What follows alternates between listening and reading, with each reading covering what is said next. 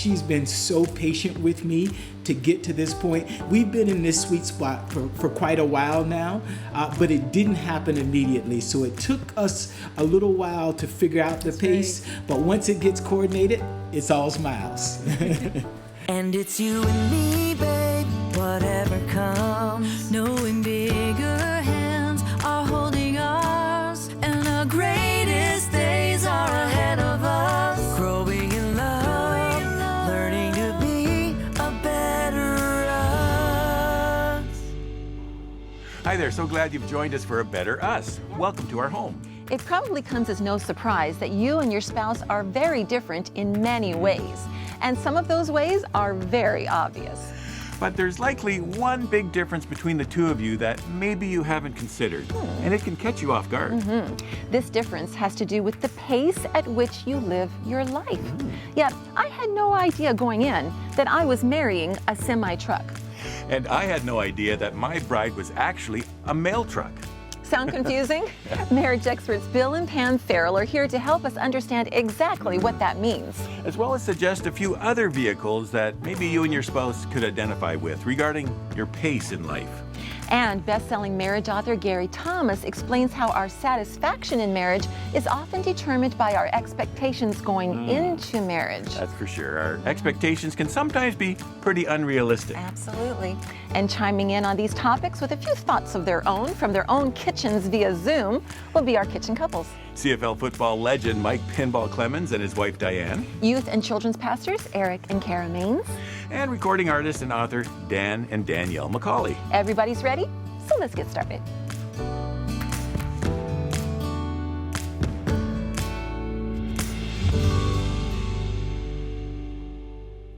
We all have a natural pace of life that we like to run on, and that we can be most productive when we're running on that pace of life.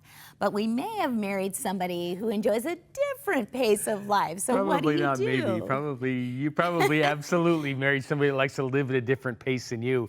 And we discovered the importance of this when we were working with teenagers. And we decided to take this group of teenagers on a long-distance bike ride. Right, and we were wise enough to know, hey, we don't know everything there is about riding long distance on a bike. Let's bring in a pro. Right. And so this professional biker came, and he was sharing the secret of long distance running. Right. What he said to us was, your bicycle has gears because there's a pace at which your feet can go all day long. And he said, if you go at your pace, when you get to the end of the day, you'll be a little bit tired, but you won't be fatigued. And then he said, if you go too fast, you're going to get fatigued at the end of the day, which seemed obvious. But then he said, if you go slower than your pace, that's you're also make you tired. Yeah, he said you're going to be fatigued. And when he said it, I realized he wasn't just talking about biking. He was talking about life. Yeah. And this principle is referred to in 1 Corinthians 9:24, where Paul wrote, do you not know that in a race all the runners run, but only one gets the prize? Run in such a way as to get the prize.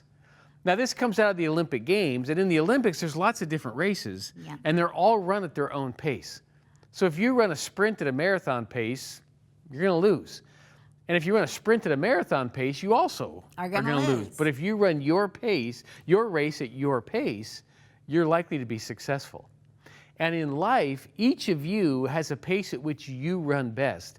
And if you can be at that pace most of the time, you're going to get to the end of the day, and you're not going to be fatigued. And so Bill wrote about this in 10 Best Decisions a Man Can Make, but I loved it so much I put it in my 7 Simple Skills for Women book, because it's just looking at vehicles describing the pace of life. For example. Yeah, which of these vehicles best represents the pace at which you like to live? Some of you are like a muscle car. You have a great big engine and you like to go fast. And if the truth is told, you're a little disappointed there's even brakes in the car because you just want to go. And you can see the destination where you need to get to. And because of that, God seems to trust you with big ideas because you don't get bogged down in the details. And you actually get frustrated with people that point out obstacles along the side of the road because your goal is to blow by them so fast that it's like they don't even exist. So some of you are like a muscle car. And others of you are like a sports car. A sports car likes to go fast, but not straight. That's too boring. A sports car is more likely has an entrepreneurial spirit, like, ooh, seize that opportunity. Oh, shiny, what's around that corner? I happen to be wired like a sports car, like a fast pace, but I'm very curious about what change might be next. And she's fun to live with, but it can be hard to follow when she suddenly changes directions. Some of you are more like a semi. It takes you a while to get up to speed in the direction you're going. Once you get up to that speed, you can go at that speed for long periods of time, and you carry lots of responsibility. And because of that, you form the backbone of all of our organizations and are extremely valuable. The challenge with the semi is when you need to change. Because to turn a semi, you need time to slow that rig down. A big space to turn around. And then you need time to get up to speed in a new direction. Now, once you're up to speed in the new direction, you can go for long periods of time. So if you're married to a semi, you need to make sure they have a warning when there's big changes coming. That's right. And some of you might be like a mail truck.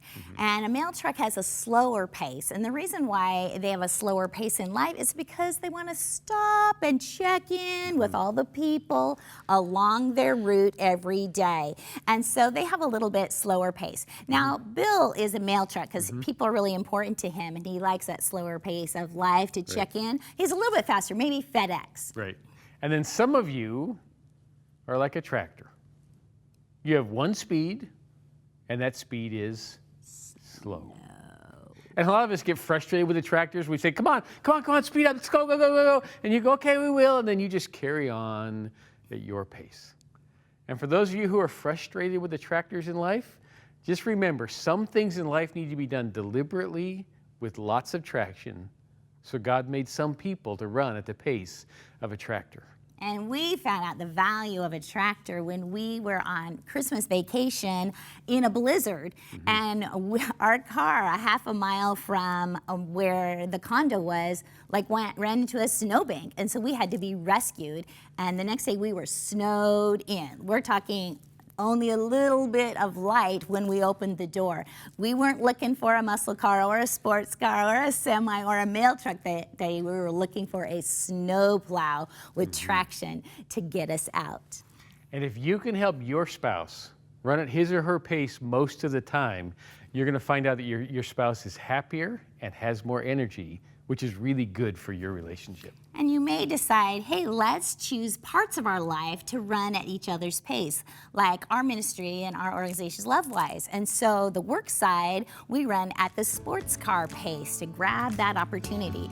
But our personal life, we run more at my pace, which is a mail truck, to make sure we're both doing okay. We are in the kitchen with our kitchen couples as usual. We've got Mike and Diane, we have Dan and Danielle, and Eric and Kara. They're all in their own kitchens. Yeah, Okay, this Zoom thing has been working for season 4 so far. It's working. We like it. We feel like the Brady Bunch, and we're all in this together. Yeah. Now, these different paces of life that Bill and Pam were teaching about, it's kind of interesting. You know, Very interesting. we never marry someone identical to ourselves. It's usually someone opposite in different ways, but you complement each other. But it's interesting to try to understand each other's pace, that we each have different pace. I never dreamed that I would be married to a semi-truck. I am married to an 18-wheeler. He is steady. He is dependable. He will get that schedule taken care of. And get up to speed eventually. Give it to him. Yep. And he will just keep on going. And he's a good semi-truck. But change is difficult. You know, I need to give him lots of warning. Honey, it's like, okay, let me wrap my mind around that, and then we'll change course. Don't want to turn on a dime. No, he cannot turn on a dime. But Mrs. Mail Truck, I should say, over here, she likes to stop along, and she's the social butterfly person, wants to connect with especially her girlfriends and other friends, and just see how you doing and family, check in with people. Important. A lot of stops along her route, and so we definitely are different in our pace of life. But you need to learn your pace and give some grace. How's that for a rhyme? I like that. Okay. What about you guys? Well, I was going to say, we were trying to figure out where we were on there, and I feel like we're different ones at different times and in different seasons. Yeah. I wanted to suggest to Bill and Pam, if you're watching, maybe another category. I was thinking of her. I was considering her a city bus. I'm a bus. Because she's on schedule, she's efficient and dependable, and she gets other people where they're supposed to go on time. She is the organizer and everything of our house, and you can say maybe what I am. Oh, he's definitely the semi mixed with the sports car, I would say. Right. So we were saying if you have kids, the show or the movie Cars, I'm maybe a Mack. So I'm the semi truck, but I've got the muscle car in the back. Because sometimes I'm that too. I can bowl over. I'm just like tunnel vision, see the destination, heading towards that. It doesn't matter who's in my way. Which is, sometimes, okay, got to be careful. But in other times, it's good. He has more just a higher tolerance for long days and long touring and things like that. But the point of it all is not just to know each other, but to serve each other. And also, even more than that, serving one another, but also pushing each other to be better. So there's certain times, I love what Bill said at the end, is making sure we're both okay. So there have been times in our marriage where we needed to be more predictable or, go at a slower pace and make sure everything got done. And then there's times in our marriage where he's pulled me along and said, we're going, honey, we're going. And I'm along for the ride going, ah. And as with all differences in marriage, like they said, you most definitely married someone who's different than you. With all differences in a marriage, it's a sore spot, or it could be potentially a sore spot where there could be argument. But if we can learn to harness those differences and when to lean on each one and how to complement each other, when you can figure that out, and serve each other, then you're going somewhere. Good stuff. Honestly, yeah, we agree with what Dan said there. How you can be multiple vehicles, as they put it. Because I myself feel like I'm a race car because I like to go, and like change comes and I'm okay with it. Let's just go. Let's just keep moving forward. But I also am, I do love people as well, and so I could be kind of like a mail truck, but sometimes I do kind of mix the two, and like a mail truck going really fast, you're gonna miss a couple mailboxes on the way. Like it's true. And Kara is definitely a mailbox though, because she loves people. It's true, and I think the differences help you appreciate different things that you wouldn't even see. Like with him, like wanting to go, like that helps me to appreciate other things than just if we were the same. And so I really honor that and like that, and it's good. Yeah, I think for us, we're a great balance. And we're a mixture of all of these cars. But more so, I think Michael is more of a muscle car / mail truck, because he's always on 10. He's always going. But he's always stopping along the way to say hi and to greet somebody. So he loves people. So I think for us, I think we're a good mix of all the cars. What do you think? Well, I've been smiling the whole time because it's good to be on the other side of this race, because there was a time at which we really we weren't synchronized in our pace. And so I was running and she's like, give me time. I need some time. You're not here. What's going on? Where are you? So it feels so good to be in a space. And she's been so patient with me to get to this point. We've been in this sweet spot for quite a while now, but it didn't happen immediately. So it took us a little while to figure out the pace. Right. But once it gets coordinated, it's all smiles. Yeah, I've heard it said that if both spouses are the same, then one of them is unnecessary. But that's true. So the way that God leads us to find our spouse is those differences attract, like the different poles of a magnet. And so, but then as you get into marriage, sometimes those can grind against each other because you're so different. But then if we can learn to appreciate them, as we've been all saying, and then try to share the pace sometimes and be understanding and give that grace, I think it'll make a big difference. And it's not always easy to do. Like you said, you have to push through some difficult spots to get to that sweet spot. But the point is to keep pushing through because it's good for your relationship in the end. Yeah. Okay, well, this has been good. We need to keep this race car going down the A Better Us program track, because we're almost out of time with this segment. So, but stay with us, everyone. There's more to come. Your expectations of what you think marriage should be has a direct connection with your satisfaction with marriage now, whether it's living up to those expectations or not. For more marriage encouragement, follow A Better Us on Facebook, Instagram, and YouTube. And subscribe for your free weekly Marriage Moment email at abetterus.tv.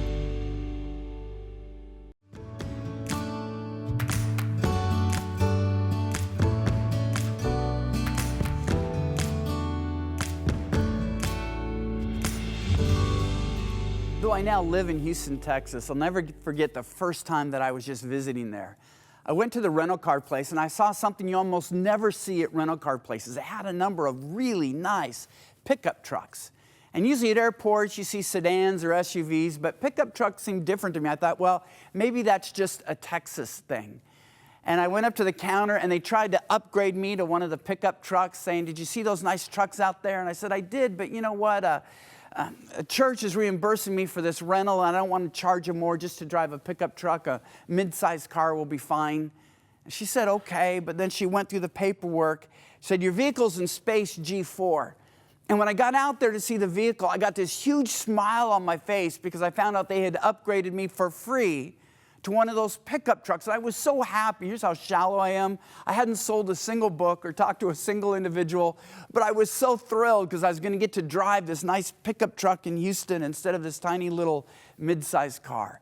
It's not like I needed a pickup truck. I only had a small overnight bag, but if I needed to throw a deer carcass in there or pull out a tree stump, I was good to go. Now, let's say I had rented a pickup truck. I wouldn't have thought to, but just for the sake of argument. I go out to G4, I see it. I'm not going to be immediately satisfied, am I? I'm going to open it up. Has anybody smoked in here? Does it have satellite radio? Or let's say I was really into cars. I'm really not, but let's say I only want to drive luxury vehicles, a BMW or Mercedes-Benz. Then I go out to G4, I see a pickup truck. I might even be offended. I might stalk back into the office and say, what's up with this pickup truck? Do I look like a guy that drives pickup trucks?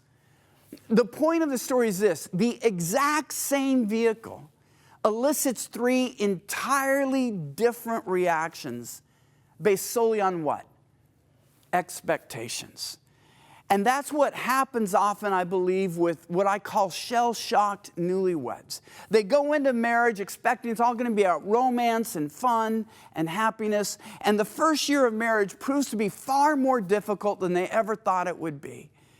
And what amazes me, they never think, oh, I was so naive about marriage. Instead, they question who they married. If I would have married somebody different, then marriage would be so much easier. And I'll quote to them James 3:2 about how we all stumble in many ways and say, no, if you had married someone else, you'd be stumbling in different ways, but you would still be stumbling. The reason I stress expectations is your expectations of what you think marriage should be has a direct connection with your satisfaction with marriage now, whether it's living up to those expectations or not. And when I got married at 22, I had no idea what marriage would be like 30 years later because I had no idea what life would be like. And as you get older, you get a new feeling for the issues that marriage offers. About a year and a half ago, Lisa and I had one of the biggest scares of our life when she had a tumor growing on her left lung. And the doctor said, we've got to take it out. We don't think it's cancerous, although it's growing pretty fast, but we won't know for sure until we get it out. And Lisa told me, Gary, I want just two things. I want you to be praying for me as I go under anesthesia, and I want you to be the one who's holding my hand, talking to me when I wake up and come out of it. And by God's grace, I was able to do that. I was praying for her when she went under anesthesia, and I was able to hold her hand when she woke up and said, honey, it's not cancer. You're going to be okay.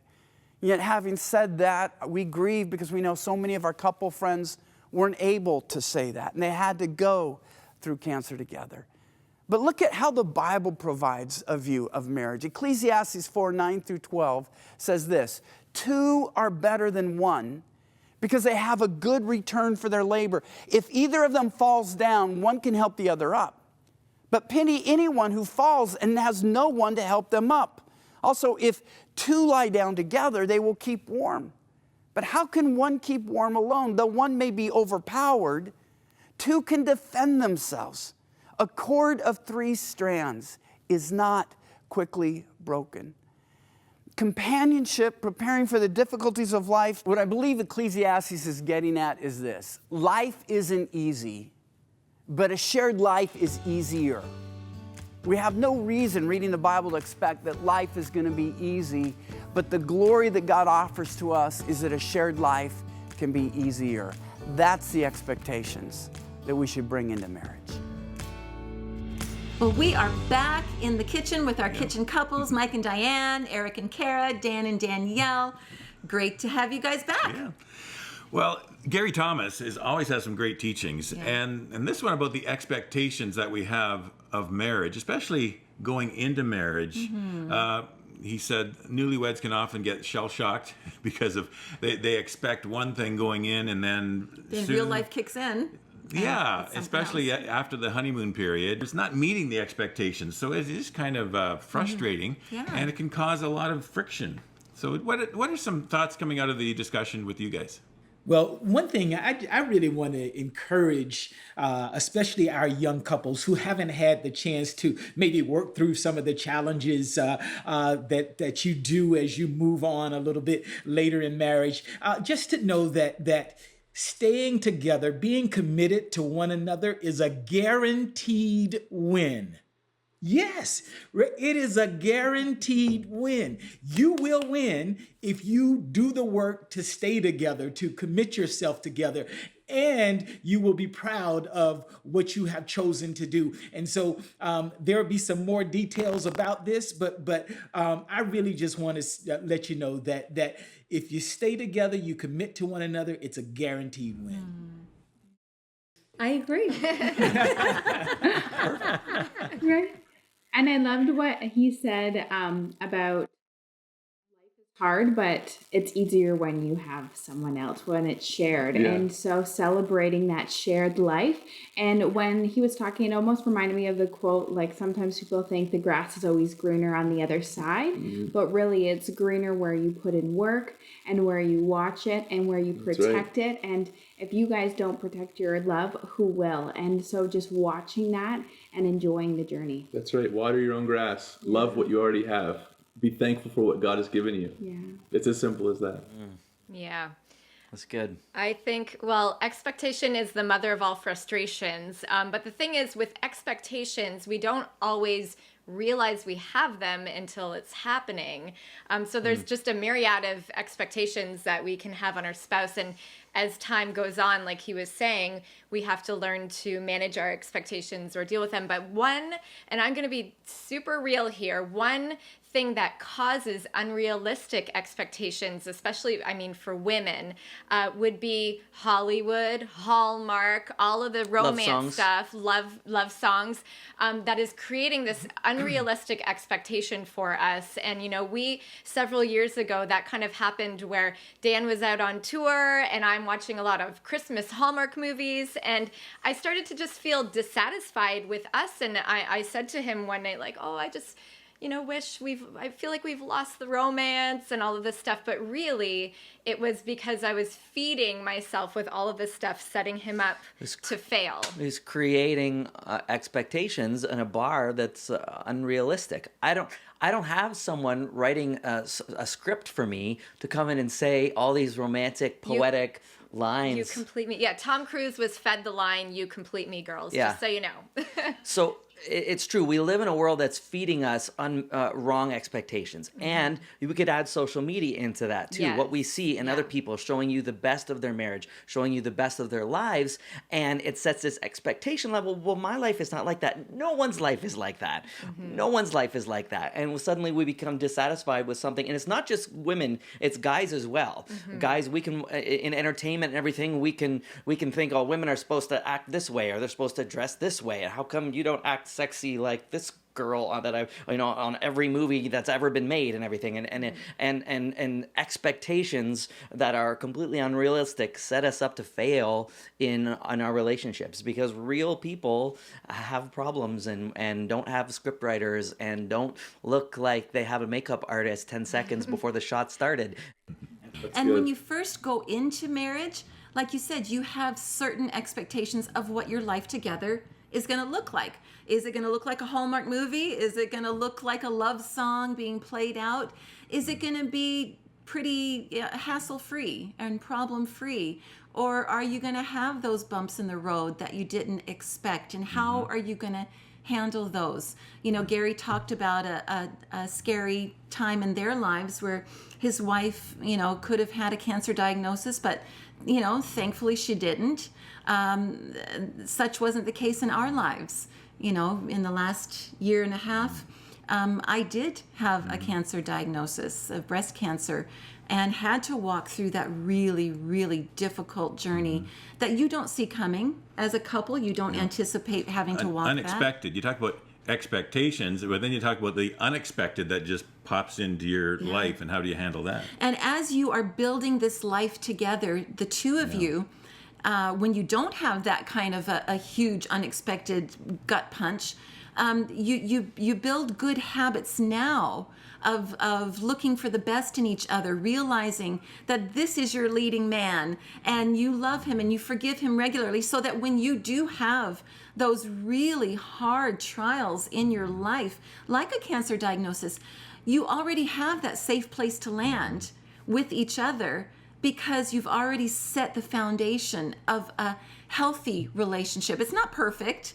No relationship is perfect, but you've kind of weeded out some of the junk that you had to walk through early in your marriage, and you've gotten to that place where you can say, okay, I have nothing to give today. I just need you to pick up and carry everything because of the difficult situation that you find yourself walking through. And we both relied on God a lot during this past season, and because that's our foundation. That's you know, we can expect Him to be there for us, and He lives up to it. And He's the best one we can have, the solid rock. He is throughout all of it. Your safe place to land. For sure. A relationship with God is your safe place, and so we encourage you to work on that first and foremost, and then work on becoming a better us. This has been good. Yeah, a little bit more to come yet on A Better Us. Thanks, everyone, from your kitchens.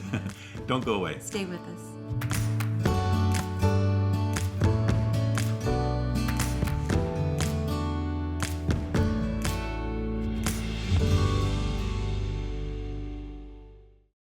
Hi, we hope you're enjoying the show. You know, our vision at A Better Us is to see every marriage become a loving union that creates a safe family haven, building a legacy of hope for future generations. That's why we feel it's so important to invest in marriage relationships through producing a new episode of A Better Us every week. Absolutely. If you feel as we do that marriages are worth investing in, then please consider joining us as a member of A Better Us with a monthly donation of $25. You'll be making a big difference in lives and families, and we'll send you 2 of our special mugs, the mugs that you see our kitchen couples using each program. Absolutely. And be sure to send us your mugshot selfie, and we'll post it on our Facebook page and on our website. Simply visit abetterus.tv and click donate to set up your automatic monthly giving. God bless you, and thank you so much for making this program possible and helping us strengthen marriages, so we can all become a better us.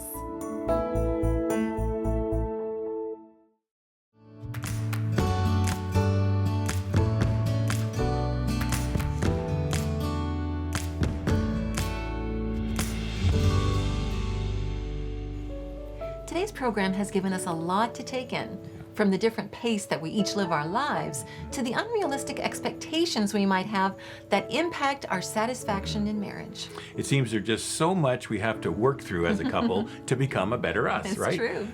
Even after we stopped recording with the kitchen couples, we kept on talking, and Pinball made the comment that sometimes in cases of abuse, that guaranteed win he talked about might be in jeopardy, and some serious intervention may be needed. Right. You know, sometimes we watch a program like this or read a marriage book and we have the best of intentions, but it can be so hard to actually apply it in our relationship. Perhaps you might feel you just don't have the strength to walk it out in real life. A good place to start is connecting with God. The Bible tells us that Jesus longs to have a personal relationship with us. And in that setting, we can just let him know how we feel and ask him for wisdom and guidance in whatever we're going through. If you'd like someone to help you get started in that kind of relationship with God, or to simply pray with you, the number on the screen is our 24/7 prayer line, and it's there for you.